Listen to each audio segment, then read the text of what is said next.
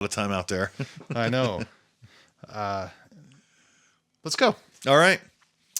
Welcome to the Elk Season Podcast, Season 4, Episode 1. Today is January 23rd. 24th? 23rd. 23rd, 2025. And we are the Chambers Brothers. My name's Harold. I'm David. And tonight on the Elk Season Podcast. It has been so long since we last had a podcast. There's a little bit of everything, but we're going to categorize it. We're going to start with some elk on the Elk Season Podcast. Wolves make an appearance, surprisingly. Bears show up. Of course. And a bunch of incidental things related to things that are going on statewide or stateswide. Is it statewide or stateswide? But either way, incidental stories just to kind of pull everything back in the fold so we can get this podcast back up and going. Yeah, we got to get caught up. We haven't been on since Christmas. 2 weeks before Christmas. Since before Christmas, so it's been a while. And there's a lot of things in the folder, a lot of things we're skipping. Yeah. We're not talking about just yet. But first of all, are you doing dry January? How's your dry January? Dry. Is it? Okay. Yeah. Mine's not very dry. Okay. It's dry, but it's not that dry. In a technical sense, it hasn't been a true dry January because the first is the last day that we have anything. So, but it's been dry since. Oh, okay. I've had a few, but you know, but so it hasn't been that dry. Yeah, we got away from that, but then I got a cold, and so the month hasn't been horrible. But you know, being ill for the first 2 weeks of January has not been fun, and but you know, otherwise it's good. It's going okay. Yeah. So, in getting caught up, I will say that Elk 101's Destination Elk version 6. Corey Jacobson? Yeah, Corey Jacobson and Donnie and his dad jokes are back, and I haven't watched any. I'm looking forward to binge watching them. Last season left something to be desired. Yeah. And so I'm looking for them to improve. They knew that and I think about it, everything changes. It ebbs and flows. Oh, yeah. I'm sure that it's... So I'm looking forward to they always have some incredible footage of elk, right? They always have some really great action shots. Just want to go on a hunt with them to understand how they're capturing that. Like, follow their cameraman to see how they're getting. It's really cool. Yeah, there's some good cameras, good cameramen, some good hikers is what they are. Yeah, I appreciate that about them actually. Very there's much. a lot of people we've run into not so great. Right. And you know the spot where I spent most of this year camping for elk season? Yes. Okay. I actually really like that spot. This is going to hurt then. Uh-oh. Do you know the place I slept, the last place I slept? Way up by the Candy Cane, at the base of the Candy Cane Pass.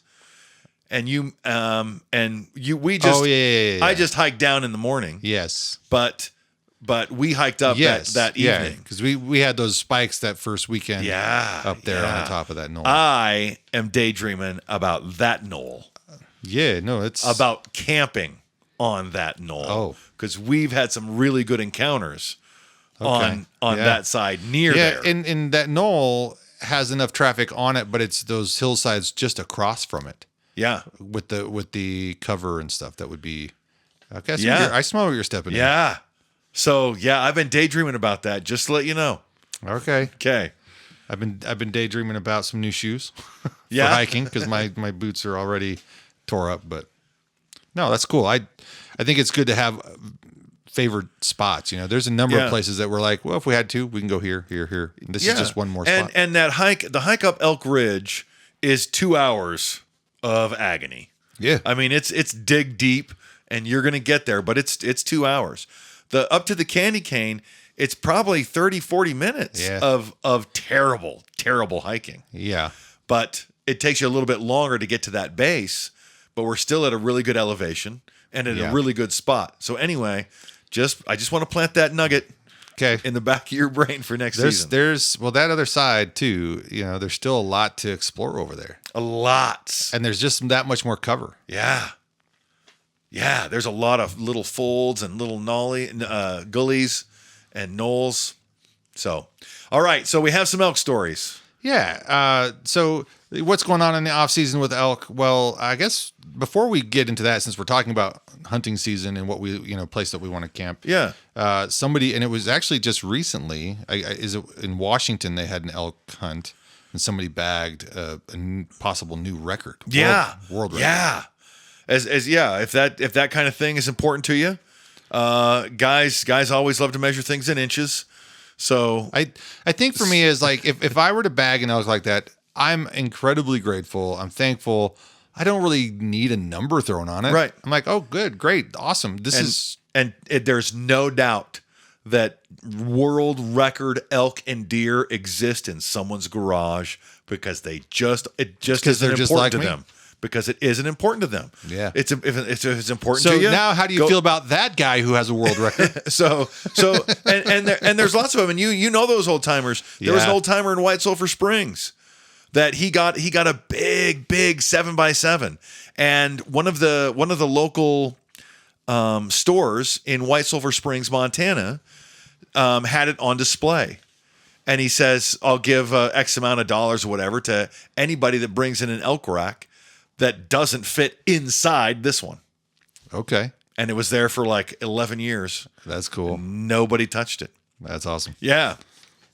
So, and there's stories like that. They didn't go through the officiating process. They're just good old boys. Well, we put some meat in the freezer and I got a pretty nice rack. It's out in the barn. Right. So I think there's some world records that exist that nobody knows about. Yeah. Hunting regulations are different everywhere. In Colorado, they're changing the way they do their draw system. Yeah. Explain this to me again. So again, my memory, I've had an off week, so I'll do my best to recount. It sounds cutting edge. Thanks. Sorry, I just saw myself slipping into that role. I don't want Appreciate to say that. It sounds cutting edge. Sorry. Anyway, so they right now you have a lottery system, and if you enter the lottery every year, the more years you don't get an elk, you increase the odds of getting a tag as you move forward. Right. System Idaho does not have. Right. And we've talked about this before on the podcast. Right. So what I think the proposal was, or something that's actually moved forward, is they're going to split it into two pools of hunters. Those who have been in the system after a certain amount of time and those who are like new up to a certain point. Okay. To increase the odds of people who haven't been in the system as long. Okay. If I'm remembering right. So I maybe you're in only 2-3 years and you draw a tag versus somebody who's in the other pool. You're increasing the odds of getting a tag, but you're not compared to anyway. It's not a pool of people who have had tags and people who have never had tags. I see. That's what I can't remember, and that's okay. My bad for not being better with my That's okay. That's okay. But there's just a change to the system, which effectively the headline it just says that it's screwing over those who have been in the system a long time, and so the details are a bit sketchy. I didn't paint the greatest picture, but the idea is it makes you wonder: was it thought out in a fair way? Are they trying to be fair, but it's just bad? It was good on paper, but bad in practice, kind of thing. It's a negative grandfathered in kind of thing. Yeah, it's anyway. We'll see if that turns into anything. I don't know. All right. We'll keep an eye on it here on the Elk Season Podcast. CWD showed up. Where? Here in Idaho. Okay. In elk. Really? But it was a domestic elk. Oh, interesting. Yeah. So, again, who's a good boy? There's still so much we don't know about this thing. Yeah. But, I talked about how they culled an entire herd of whitetail deer in Texas because of CWD. Yeah. Now, this was a domestic elk that I think came from Canada. So it was brought here. Yeah.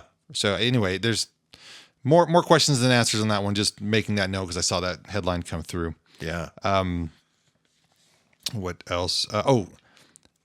Feeding elk. We've talked about that before, and they started feeding elk in Jackson Hole. Right.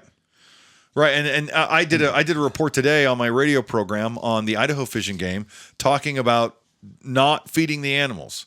We know it's cold. We know they look hungry, but feeding the animals is bad. We talk about this happening up in the Wood River Valley a lot because people think that they're cute and stuff, and they definitely are. But it causes more problems than you can even imagine. Yeah, feeding animals, wildlife. There's a reason why they say don't feed the wildlife. Yeah. On a side note here, you brought up like the Haley Ketchum area just now. I was watching. I know this is going to sound like a wild tangent, but I'll pull it back. I've been watching a lot of Homes on Homes. You ever watch him? He's a Canadian home builder, and he comes into people's house. They've hired a contractor, and they've been screwed over. They've lost money. Sometimes there's liens against their house, and they just totally get run over by these contractors. So he comes in. And he just fixes it all. And sometimes he'll fix the house and show what's wrong, so they can take that to court and be like, not only did they not do our house, here's everything they weren't doing right, and like they shouldn't be suing us to get their money. Oh yeah. So it's kind of a cool show. We ran into him in the mid 2000s when we were in Pocatello, and just like him a lot. Okay. So he goes to this one particular house, and he's not actually building inside. He's actually doing landscaping for this couple. Okay. Who have children. Anyway, he's talking with the person who's helping pick out the plants, and he mentions a plant, and I'm just like, how about no? The Japanese yew. Ah, dang it. Which is toxic to wildlife, particularly elk who eat it. And up in Ketchum, they've actually, in the Blaine County, it's killed them. Banned it. Yeah. And you need to remove it from your landscape. Yeah. So, but they had like just this rows of this yew, and this is in Canada.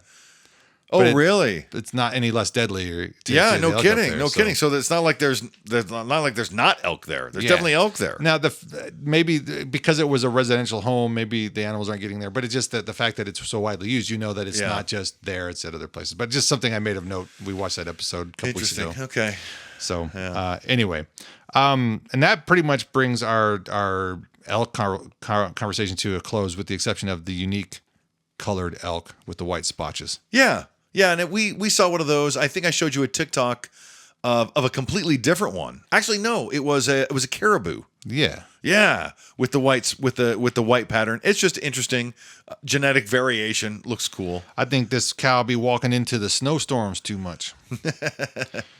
That's kind of what it looks like. Yeah. Like there might be snowflakes in front of them. It's walking too much into the storm.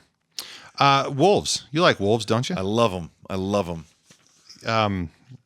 Some sort of poaching reward going on over in, would you say Oregon? Yeah, Oregon. There's a big poaching reward. So I guess, when I read the book, I don't know what book it was. I think it was the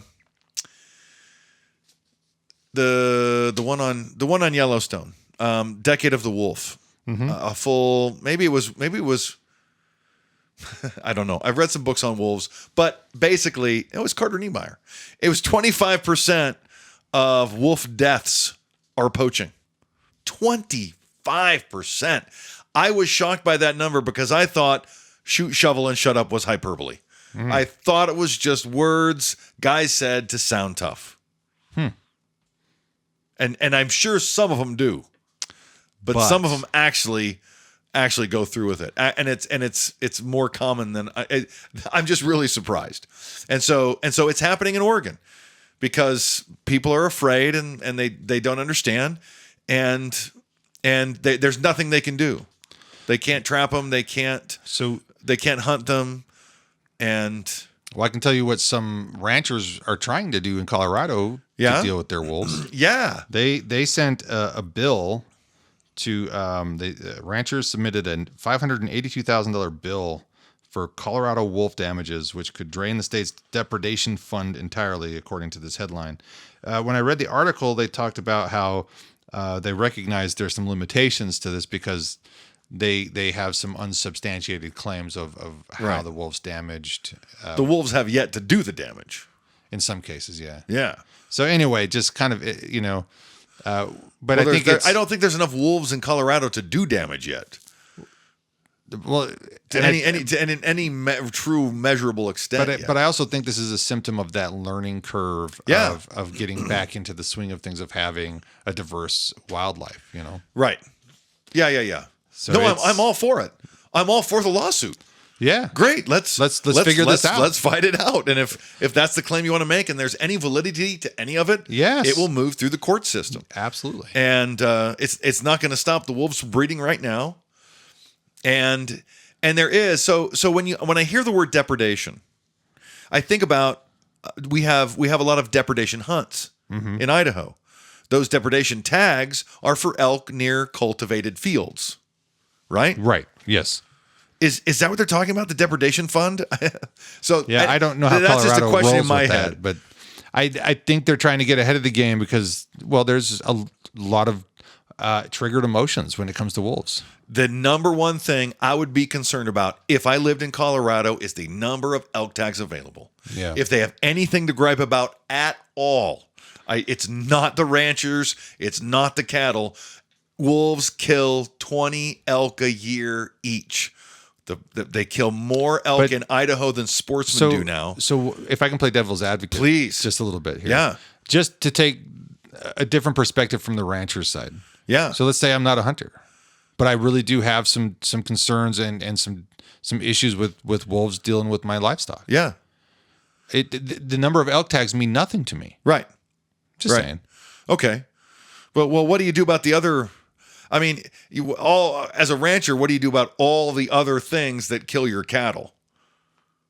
Right? Because there's mountain lions out there, there's coyotes out there, there's bad weather out there, there's dangerous plants out there. So, and there's piles of barbed wire everywhere. That's also why we welcome that claim, because exactly, if the livestock are being preyed upon by other species, not wolves, then we need to know that. And in Carter Niemeyer's book, he did a lot of necropsies. Did I say that right? Necropsy? Necropsy? I liked how you said it. I didn't hate it. Okay. He did a lot of necropsies on cattle that ranchers swore up and down were killed by wolves. And he could say, yes, wolves were feeding on this carcass, but wolves is not what brought this down. Because there's obviously evidence of wolves, the way they have to do that. Yeah. So anyway, we'll see what happens. Anyway, it's a fascinating story, but if anybody can gripe, it would be the sportsman, and because they're going to lose a lot. Not the sportsman, not even the sportsman. The state's going to lose a lot of money in sportsmen's tags. Yeah, there's a whole piece of the economy that's going to go missing because of wolves, and so we'll see what happens. Right. Wolves in California. So a gray wolf pack has been found in California's Lassen Volcanic National Park. Yeah. And so I think it was a surprise that people went out and just happened to see wolves there, and wolves haven't had a major presence there. As far as we know. But we've talked about that too. We say wolves are gone, but are they really gone? I mean, when you have wolves that have migrated to certain parts of Colorado from hundreds, if not thousands of miles away. Yeah, long ways. So just because they're not there on paper doesn't mean they're not there for real. Right. Well, and somebody was telling me, if you know anybody from Nevada that's not from Reno or Las Vegas, then you know somebody who will talk to you about wild horses and the wild horse problem in Nevada. Yeah. Okay. Rural people in Nevada talk about the wild horse problem, and my interest in wolves and their expansion makes me think, could these wolves, I mean, they're in Oregon, they're in California, they're in Idaho, could they go into Nevada and eventually prey on wild horses? Very likely. I don't know why not. Yeah, I don't know why either. Other predator species. Yes. The grizzly bear. Yes. The outgoing presidential administration signed a document saying keep them listed as protected. Yes. So we'll see if the new administration reverses that. But we've talked a lot about grizzlies on this program. Yeah. Their numbers have increased to a point where now Idaho is doing what? Yeah, there's a new rule this year in Idaho. If you want to hunt bear, you have to take a course online and pass a test online and show proof that you passed that test if you want to buy a tag for a bear, because you have to be able to tell the difference between a grizzly bear and a black bear. And it's important enough now in Idaho, you have to learn and pass a test. And having taken my two oldest sons through hunter's safety courses, they emphasize the distinction between grizzly and black bears, but apparently it's not enough. And I don't know, it wasn't a lot, but it was more than you'd want to have to read about, where just this last year on the previous season of the podcast, how many stories we talked about where they misidentified it as a black bear and it was a grizzly. Yeah. So it's an important lesson to understand and to take to heart. Just to plant the idea in people's heads, all the bears you run into in Idaho might not be black bear. Yeah. right? They're coming. They're moving in, and this is like an advertising campaign, and we got to start young, right? And in 10 years, all these people need to be educated, and everybody needs to be talking about, oh yeah, we passed my bear test, it's fine. And so we're going to have fewer of those incidents, I would imagine, per capita because of that learning. I would hope so. Yeah. We're now basically at the incidental stuff. So it's a lot of scattered stories that are all related to hunting and elk season. And the first one that I have is just really related to the water. We always talk about the water in January, and the water table here, according to a January 6th survey of Idaho's water tables. I say water tables, that's probably the wrong thing, but the cold weather storage. Water storage. Was everything right? Was it's reservoirs and waterways, reservoirs, and snowpack. Snowpack. I think is primarily what this was, but it's 100% plus in all zones in Idaho. Good. But again, and we're in a cold snap right now. Yes, and it's going to stay. So how long? Again, the conversation is how much snow do we get? How long does it stay there? Do we have any warm streaks that takes away from that? So it'll be interesting to see where that ends up. It will. Boy, I thought I had a really profound thought there, but apparently it drifted away. Happens to me too. It galloped away through the open prairie of my brain. If you heard me in classes this week, I had a lot of profound thoughts that didn't come out anywhere near coherent. So, well, the boy and the girl, El Nino and La Nina. Yeah. Right? So very distinctly, last year was an El Nino year. Yeah. This year, very distinctly, is a La Nina year. And so I think we're seeing the difference. Because it feels wetter. It doesn't feel colder. Right. But it feels wetter this year. We had a really rainy December. Yeah, we did. Here in the valley. Yeah. Yeah. Lots of water. No snow for Christmas, but lots of rain. But at 10 degrees colder, it would have been feet. Yeah. Feet of snow. I actually we were doing some Christmas lights or something, and I noticed, and it was warm. It was above freezing, luckily. Yeah. And I noticed that the rain gutter in the front of my house was nearly full of mud from the soot from the construction that's going on around here and the dust that we get. All the dust that settles on your roof, the rain washes it down into your gutters. Stuff grows in my gutters. If I don't clean them out frequently enough, there's plants and moss that regularly sprout from my gutters. Yeah. Anyway, needless to say, I got that chore taken care of. Has nothing to do with the podcast, but I remember seeing the first. I remember driving through the construction of one of these in Nevada, wildlife overpasses. Yeah, they're really impressive. They're cool, and I want to go up and see the one here in Idaho. I hope there's a turnout somewhere where I can go see it. But I don't think they do that. No, I know they don't. They probably want you to keep your distance because the animals are afraid of people. but they're cool. And sometimes I think they let people put trail cameras up. Yeah. Or like this one, since it's Idaho's first, Fish and Game has their own camera system. And they've so it's only been a few months. Yeah. But they have documented how many deer? Over 1,000 mule deer. Yeah. Have crossed that. That's over 1,000 mule deer that weren't in the highway. Yeah.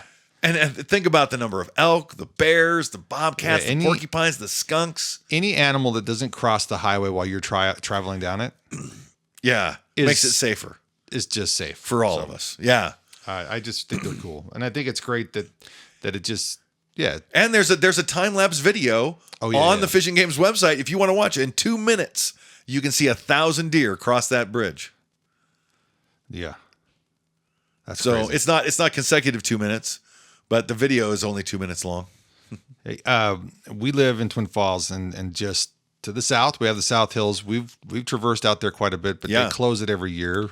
Yeah, because the mud. It's nasty mud. There's a lot of reasons why. It's not just the mud. The mud is one of the biggest reasons, because you go out there when it's muddy, you're going to create ruts that are rock hard and miserable to drive on later in the year. But also, it's a very sensitive time of year for the mule deer population. Yep. And if they're harassed or moved too much, then because they're so low on nutrients, it could do some damage to them. So they're kind of living off the very last of the grasses and their own body fat this time of year. And so they restrict access. Yeah, the less harassment, the better. And so we actually talked about a couple stories last year about the need to be, polite to wildlife out there. Yeah, yeah. And they had and they're doing helicopter surveys as well. So yes. I don't know how much that'll disrupt it. Yeah, I know. But they have to count them and do some survey work. So Idaho's had some changes too to recreation, right? So we talk a lot about the changes that come to hunting and things like that, but just we talk about the crowds. Yes. Right. This is the crowd related one, right? Yes. When I talk about crowds, I went out a couple years ago on the 4th of July thinking this is Idaho. There's going to be an open camping spot somewhere. Man, was I dumb. And I found one, but it took a while and it wasn't exactly what I wanted. Well, and I'm okay with it. It was still a beautiful spot. Yeah. But I did see a lot of places, and when you and I went down to the river, we looked at all these very specifically numbered camping spots. There was like one hammock strung across 2 trees, and you're like, oh, that's reserved, right? How long has that hammock been sitting there? Yeah. It's really frustrating to come across a campsite like that. Yes. And so I would really like a reserve system, especially if you're going to be fishing down on the river. You want to get one of those good camping spots, and if somebody's just taking it up, they go and they put a hammock up, and they use up the camping space for a whole week, even though they're only going to be there for the weekend. Yeah, it's really annoying. It is. It's like those people at a resort. You ever go to a resort, and the people will go down and put a towel on a chair, and that's their chair for the rest of the day, and they go out there at 6 a.m., put the chair down and put the towel on a chair, and then go to breakfast.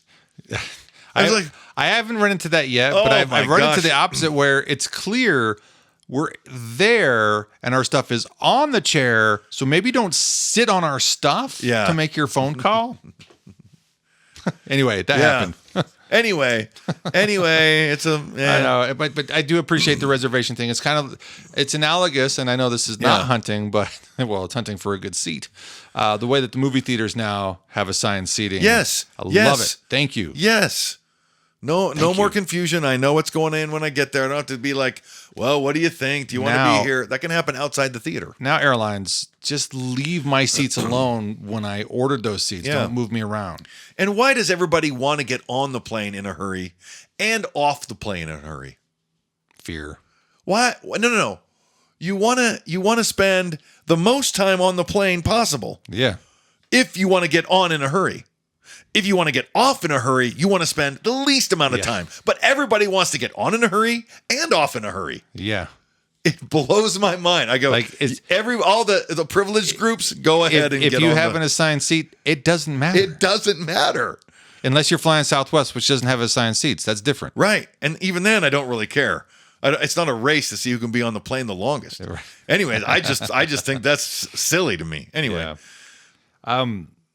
Just 2 more stories left. Grand Teton National Park is help me. You mentioned this earlier, but I think I was still doing some stuff. So so there was the way I understand it, there is a private landowner who wants his land to be part of the federal government land that's nearby, like Forest Service, so it's like adjacent to the park. Yeah. And so they're just like, here, this is going to be now part of the federal system, and with all the federal rules and protections and rights for the people of that area to keep it from being developed. That's cool. From turning into homes for the servants of the people who live there. I like the conservation approach to that. Yeah, me too. Ted Turner. Yeah. Is, I think, at one point was one of the largest private landowners in the United States. He was, if he isn't still, but he has, from what I understand, committed all his property to conservation. Yeah, I know that. Yeah, so I think that's cool. Yeah, it's very cool. We've seen some weird things. Remember, we saw that bull elk with the antler that was coming down in front of its eye. Yeah. And they actually have one at our Sportsman's here. They have one in the front mounted that has something similar to that. The one I shot had a drop tine in his ear. That's right. I forgot. Yeah. Actually, that was hung up in my living room, and my son Woody and his wife Elizabeth come and stay with us. Yeah. They both hit their heads on it and knock it off the wall. Oh goodness! While trying to charge their phone because there was a plug beneath it, and they both poked their heads. Oh gosh! And so it broke. It broke. The skull broke. Oh no! And I go, I'm so sorry, you guys. I'm gonna take this out. I just put it in the garage until after the holidays. When they left, I glued the pieces back together. It looks fine. I glued the pieces back together and I hung them back up. But anyway, but anomalies in nature aren't they're not common, but you look long enough, you'll find some things. Yeah, there's some real oddities. I mean, one oddity, and then we'll come back to the one that we're going to talk about today. Is I remember watching the news in the 1990s, and there was a hunter that harvested a doe on accident because the doe had antler growth. Right. So. Right, which is why they don't distinguish male or female. It's antlered or antlerless. Yeah. So, but anyway, this has to do with a mountain lion with a very obscure growth. This is crazy. Yeah, even I can't stop looking at this thing, and I'm kind of grossed out by it. I'm trying to figure out how it lived as long as it did. Yeah, it's like this full-grown mountain lion that has teeth growing out of its head, like it's a mohawk coming out of the top of its head. Yeah, like between its eyes and its ears that are on top of its head. It's really interesting. And I would call that's a very serious birth defect. Yeah. Right? Could it be an adaptation? Think about it. Hear me out. Okay. Really awesome bull moose is down. Yeah. Okay. Maybe there's some wolves, maybe there's some other cats nearby, but you're hungry. And you ain't going to get in there because you really can't defend yourself while you're chomping down. But this thing can poke your eyes out while it's eating. Yeah. So it can defend itself.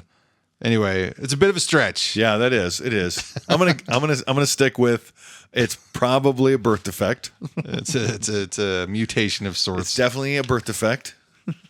Anyway, do you have to? Did the cat have to feed both mouths? I don't know. But I don't know. Crazy times we're living in. Yeah. But yeah, you've seen like two-headed rattlesnakes and two-headed calves and stuff like that. And that's the kind of birth defect I would imagine that is. I'm just being awkwardly just dumb about fun. it. Yeah. So but that brings us back up to speed. Okay, I think so. I think that gets us caught up.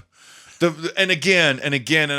probably want to put this at the front of the podcast. First, give us a like and a subscribe. We could use it. And if you want to fall asleep to something, go ahead and go to YouTube and fall asleep watching this. Give us some watch hours just for fun. Just make us feel better. Pull out that bow and draw yourself a like for the video. But the reason for the podcast is so that at least the year seems to go by so fast, and elk season, September is so short, and our adventures just come and go so fast. The reason for the podcast is to keep our minds on archery elk at least once a week, at least for 30 minutes to an hour a week, just so that it doesn't catch us by surprise. So we're always thinking about it, and we're ready when September comes. So I'm usually mentally prepared. Physically prepared, that's a different story. We'll save that for summer. We'll do some hikes. All right, till next time. Cheers. Goodbye. In the morning light, before dawn, bow grip tight, heart beating strong. Through the forest, ancient giants roam, in the land where the wild calls me home. Through the whispering pines and the autumn breeze, driven by the chase, crisp air I breathe. With every step I take, earth beneath my feet. In nature's beauty where the hunter and elk meet. The mountains rise, kissed by the sun. In September, where I belong. Bugles echo loudly through the veil, a symphony of an ancient tale. Through the whisper autumn breeze, driven by the chase, crisp air I breathe. With every step I take, earth beneath my feet, in nature's beauty where the hunter and elk meet. Silent as the morning mist, I travel on with careful grace. Every shadow, every sound surrounds me in this wild embrace. The challenge and the thrill, the patience and the skill, in the dance of life and nature, my heart's forever filled. As the sun sets, shadows long and deep, I find my place with the memories I keep. The chase and the beauty of a day gone by. Deep in the mountains, my spirit cries. Through the whispering pines and the autumn breeze, driven by the chase, crisp air I breathe. With every step I take, earth beneath my feet, in nature's beauty, out where the hunter and elk meet. Here's to the wild places where the elk and I both roam. The chase that brings us closer to the place that I call home. In the stillness of the forest, in the grandeur of the land, I am one with nature's wonder, with my bow here in my hand.